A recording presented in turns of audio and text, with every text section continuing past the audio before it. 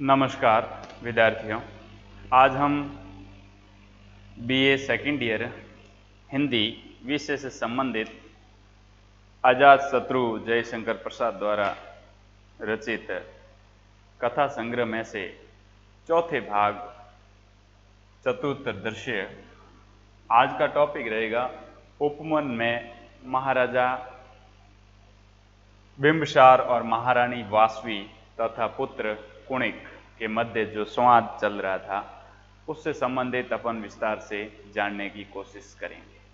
देखिए विद्यार्थियों, आज तक आपने अजातशत्रु टॉपिक से संबंधित जो कुछ भी पढ़ा है, तीसरे दृश्य तक जो पढ़ा है, उसमें महाराजा महारानी बिंबसार, साथ ही साथ वासवी और उसके अलावा अन्य राजा एवं राजा के वहाँ कार्य करने वाले नौकर चाकर के बारे में आपने पढ़ा और उनका क्या क्या कार्य था उसके बारे में जानने की कोशिश की।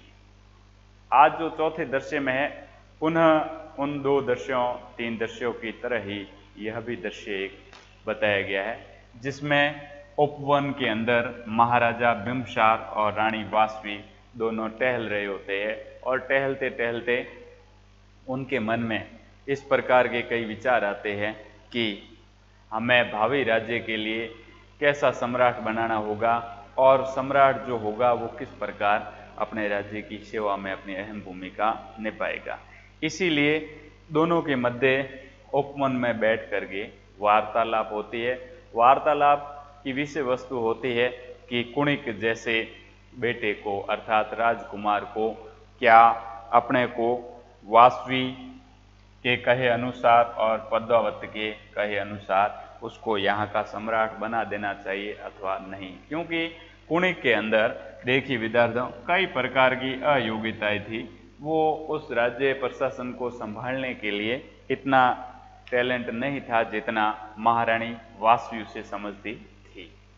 इस स्थिति में कई बार उन्हें इन कई प्रकार की समस्याओं का सामना करना पड़ा तथा उसके साथ ही अन्य जो महाराजा के राज्य में कर्मचारी थे वो भी ये चाहते थे कि यहाँ का जो सम्राट हो वह बहुत ही प्रभावशाली तथा स्वयं इस सभी कार्यों में दक्ष हो, दयालु प्रवृत्ति का नहीं हो।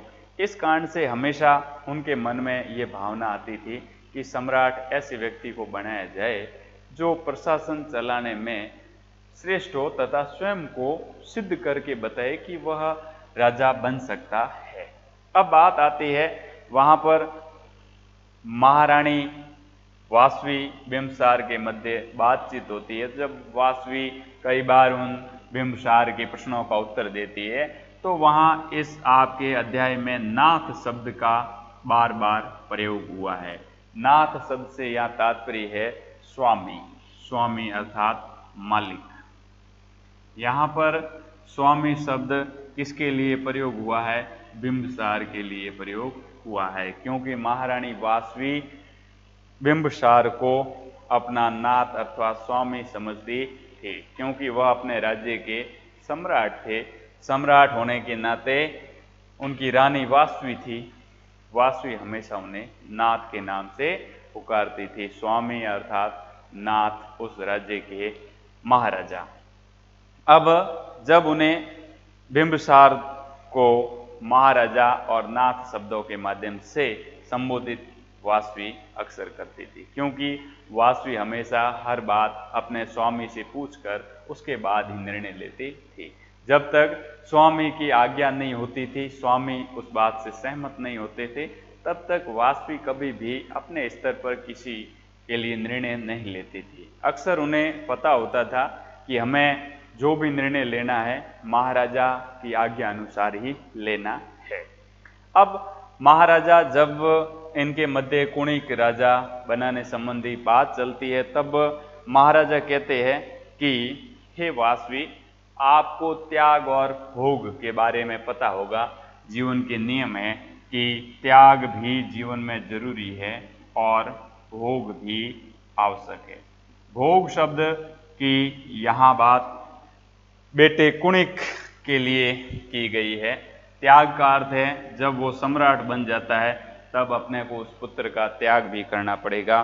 कहने का मतलब उम्र के अनुसार वन गमन भी करना पड़ेगा, वन में जाकर के बाकी का जीवन यापन करेगा। इसलिए सबसे पहले बिंबसार यह कहते हैं कि जीवन में इतने साल तक अपने राज्य के अंदर संपूर्ण भोग कर लिया है, यानी प्रकृति अनुसार जो चीजें मनुष्य के लिए उपलब्ध होती है तथा मनुष्य जिस चीजों को प्राप्त करना चाहता है सब चीजों का जीवन में भोग कर लिया है। अब महाराजा कहते हैं कि मुझे अब जीवन में किसी चीज की अभिलाषा नहीं है, न ही मेरे जीवन में ऐसी कुछ बात रही है जिस कारण से मैं यह कह सकता हूं कि मुझे कुछ करना है, बल्कि यह है कि कुणिक को राजा बनाने के बाद में अपने को राज्य का त्याग करना होगा।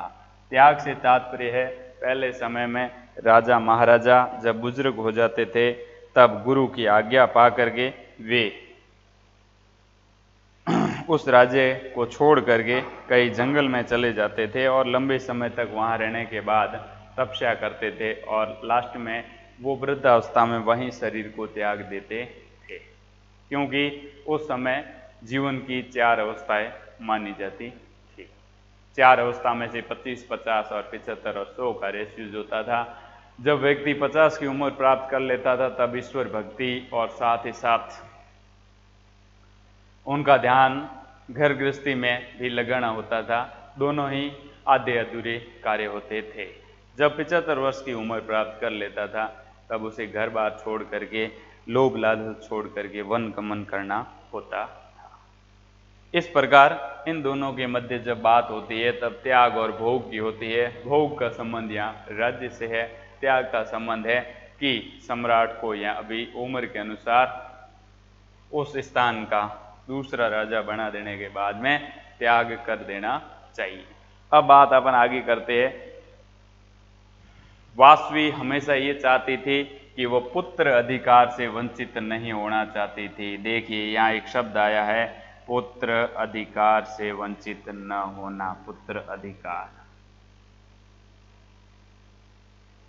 कहने का मतलब पुत्र के प्रति उन्हें स्नेह प्रेम बहुत ज्यादा था, वह हमेशा अपने पुत्र के साथ रहना चाहती थी।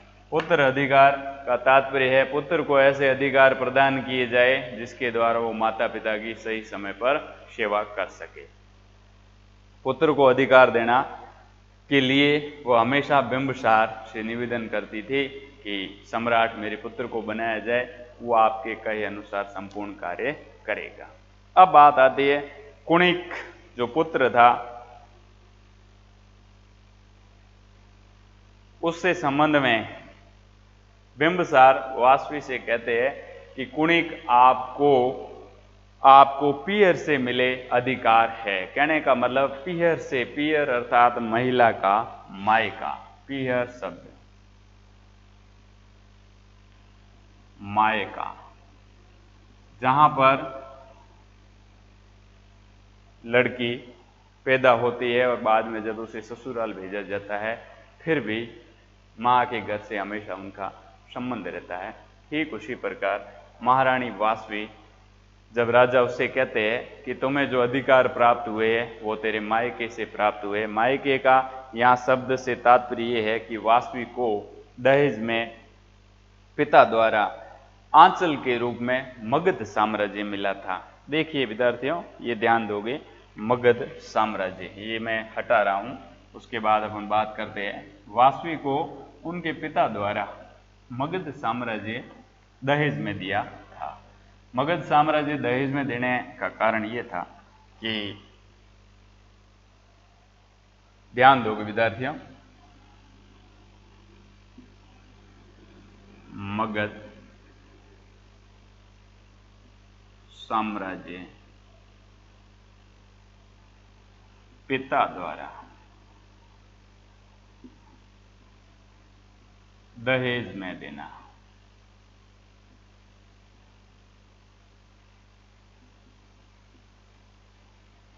मगध साम्राज्य को महारानी वासवी को उसके पिता द्वारा दहेज में इसलिए दिया गया कि उससे जो आय प्राप्त होती थी, इनकम आय प्राप्त होती थी, अर्थात कर, कर जो प्राप्त होता था उससे उसका भरण पोषण आसानी से हो सके और जीवन यापन करते समय कभी भी जीवन में महारानी वासवी को दूसरों के आगे हाथ न फैलाना पड़े। इसीलिए दहेज के रूप में पिता द्वारा मगध साम्राज्य महारानी वासवी को दहेज में दिया गया था। और महारानी वासवी खुद ये चाहती थी कि मैं कभी भी किसी दूसरे व्यक्ति के सामने अर्थात सम्राट के सामने, महाराजा के सामने, अपने पुत्र के सामने पैसों के लिए हाथ न फैलाऊं, क्योंकि मेरे पिता द्वारा जो मगध साम्राज्य मुझे दहेज में दिया गया है उससे जो आय होगी उससे मेरा भरण पोषण आसानी से हो जाएगा। ये बात जब बिंबसार को सुनाई देती है, बिंबसार इस बात को सुन करके हंसते हैं कि तुम्हारे पिता द्वारा आंचल के रूप में, यहाँ एक शब्द आया है आंचल, आंचल, पल्लू, ये सब सुना होगा, लेकिन यहाँ आंचल शब्द का तात्पर्य है स्नेह, प्रेम से। ठीक है, पिता का पुत्र के प्रति प्रेम, ठीक है, माता का पुत्री के प्रति प्रेम, अर्थात पिता का पुत्री के साथ स्नेह, एक प्रकार का मातृत्व स्नेह जिसके माध्यम से पिता पुत्र के मध्य स्नेह रहता है, प्रेम रहता है। तो आंचल यानी उस महिला को इस प्रकार पिता की तरफ से कुछ वस्तु दहेज के रूप में दी जाती है और वो दहेज में दी हुई वस्तु को वो अपना अधिकार समझती है और पिता द्वारा स्नेहपूर्वक एक दान के रूप में कन्या को कन्यादान दिया जाता है। उसके बाद बात आती है कि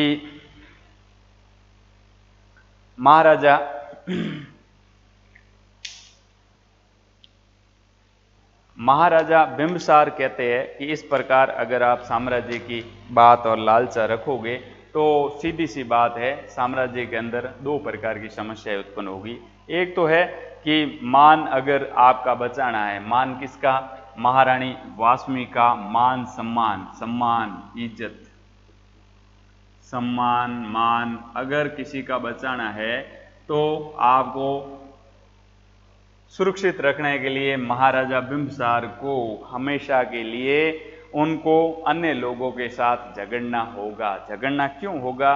क्योंकि महाराजा को स्वयं का राज्य बचाने के साथ साथ उसको भी मान सम्मान के लिए मगध साम्राज्य को भी बचाना होगा, क्योंकि मगध साम्राज्य महारानी वासवी को उनके पिता के द्वारा दान में दिया गया था। तो इसका मूल उद्देश्य यह है, दान में दी गई अर्थात दहेज में दी गई वस्तु हमेशा कन्या को प्यारी होती है। और उसके बाद महाराजा ये कहते हैं कि अगर मैं आपके मगध साम्राज्य को लेकर के विस्तार के लिए प्रयास करूंगा तो मुझे अन्य राजाओं से भी दुश्मनी लेनी होगी और इस कारण से कई बार ऐसा भी होगा कि मुझे आपके कारण दूसरे व्यक्तियों से झगड़ा भी मोल लेना पड़ सकता है। उसके बाद जीवक अथाक दोष जीवक समुद्रदत्त की साले, अर्थात यहाँ पर एक जीवक नाम के व्यक्ति की बात हुई है। देखिए जीवक उनके साम्राज्य में एक दास था। उसने राजा और महारानी की बात सुनते हुए अंत में एक बात कही कि अगर इस प्रकार की हम बात करते हैं कि वासवी के पिता के द्वारा मगध साम्राज्य को जब इन्हें दिया गया, उसके बाद इनकी देख रेख और उनसे जो कर प्राप्त होता था उसकी देख रेख के लिए अपन अगर यह कार्य राजा बिंबसार द्वारा किया जाता है तो इसमें कुछ परेशानी भी आएगी। परेशानी का मूल कारण था समुद्रदत्त उस समय कई प्रकार की अटकलें चल रहा था। देखिए मैं इस चीज़ों को एक बार साफ करके आपको पुनः बताता हूँ। वहाँ पर समुद्रदत्त का भी साम्राज्य था। समुद्रदत्त, देखिए समुद्रदत्त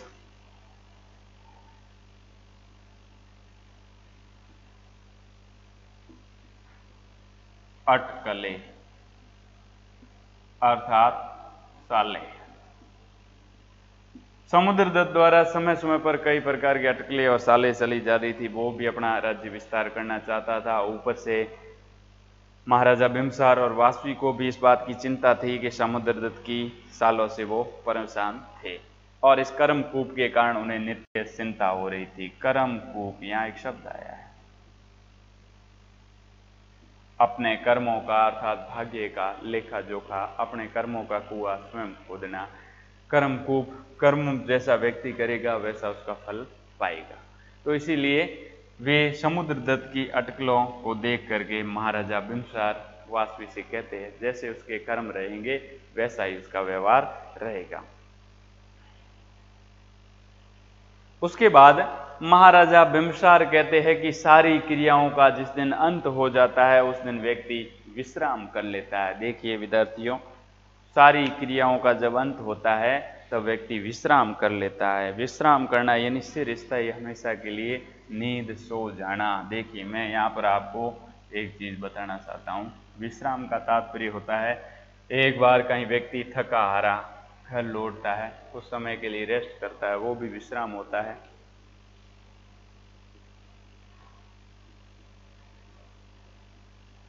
यहाँ विश्राम के दो शब्द आते हैं।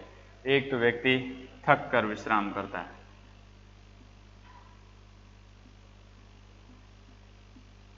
दूसरा है हमेशा के लिए सोना।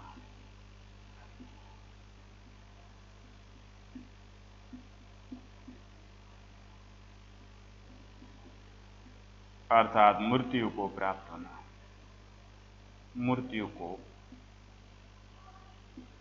प्राप्त होना। ठीक है, देखिए विद्यार्थियों, प्राय यहाँ पर जो शब्द आया उसका अर्थ सोना न होकर के मृत्यु से संबंधित है, क्योंकि व्यक्ति जब विश्राम कर लेता है अपना पूरा कार्य करने के बाद थक हार करके, तब अक्सर माना जाता है कि व्यक्ति का जीवन पूरा हो गया है। यहाँ विश्राम के बारे में जो महाराजा बिम्बसार बता रहे, बिम्बसार ने ये बताया कि जीवन में सभी क्रियाओं का अंत उस समय होता है जब व्यक्ति थक करके हार जाता है अर्थात सो जाता है। तब उसे किसी बात की चिंता न रहती है, न ही राज्य की रहती है, न साम्राज्य की रहती है, और न ही उसे ये चीज़ महसूस होती है कि मुझे आगे क्या करना है और क्या नहीं करना है। तो यहाँ अपने बात राजा बिम्बसार द्वारा एक और वाक्य कहा गया था कि विष का गड़ा हृदय में न डालो बिम्बसार, यानी कहने का मतलब कभी भी विष भी हो कितना भी प्यारा होता है उसको कभी हृदय में नहीं डालना चाहिए, क्योंकि विष से अगर अपन दोस्ती करेंगे, जैसे अपन दोस्ती करेंगे तो उसका प्रभाव ही होगा कि पूरे शरीर में कुछ समय बाद के बाद व्यक्ति की स्वतः ही मृत्यु हो जाती है। इसलिए विष से कभी स्नेह नहीं करना चाहिए। ठीक है, यहाँ बिम्बसार ये कहना चाहते हैं कि मैं अपने साम्राज्य विस्तार के लिए किसी से दुश्मनी न लेना चाहता हूँ, क्योंकि दुश्मनी लेने से एक दूसरे के अंदर वैर भाव बढ़ता है और वैर भाव बढ़ने के कारण प्राय मनुष्य को ये पता नहीं चलता है कि वो क्या करना चाहता है और क्या होता है। अब बात करते हैं इसके आगे वानप्रस्थ आश्रम। देखिए 25 से 50, 50 से 75, 75 से 100। अब यहाँ जो अगली बात बिम्बसार द्वारा बताई जा रही है, वानप्रस्थ आश्रम 75 से 100 वर्ष। जब व्यक्ति की उम्र 75 से 100 वर्ष के मध्य होती है तब पुराने समय में भी ये सिस्टम था, त्याग करके हमेशा के लिए वन में चले जाना चाहिए और बाकी वाला जीवन वहां यापन करना चाहिए। तब महाराजा बिम्बसार अपनी प्रिय महारानी वासवी को कहते हैं कि जीवन में सभी भोग लिए, अब ऐसी कोई वस्तु न रही जिसके कारण भोगना बाकी है। आनंद जीवन का लेने के बाद में, साम्राज्य राजा बनने के बाद अर्थात गृहस्थी पूरा सुख और संपूर्ण कार्य का लेने के बाद में, अब स्थिति कुछ इस प्रकार है कि 75 की उम्र हो जाने के बाद मुझे वानप्रस्थ आश्रम ग्रहण करना होगा, अर्थात जंगल में जाकर के बाकी का जीवन बिताना होता है। अर्थात जंगल में जाना, जंगल में संन्यास धारण करना, साधु का वेश धारण करना, साधु सन्यासी बनना। देखिए व्यक्ति साधु सन्यासी कब बनता है, जब उसे जीवन में जीवन की वस्तुओं से लगाव मिट जाता है, तब वो चाहता है कि मुझे साधु सन्यासी बन जाना चाहिए और उसके जीवन में कोई किसी प्रकार की अभिलाषा जिज्ञासा नहीं रहती है। तब वो व्यक्ति संसार को छोड़ देता है, संसार को छोड़ करके वो ये चाहता है कि मैं ऐसे स्थान पर चला जाऊं जहां मुझे किसी प्रकार की समस्या ना हो। देखिए विद्यार्थियों, आज आपको चतुर्दश ओपन प्रकरण जिसमें महाराजा बिम्बसार और महारानी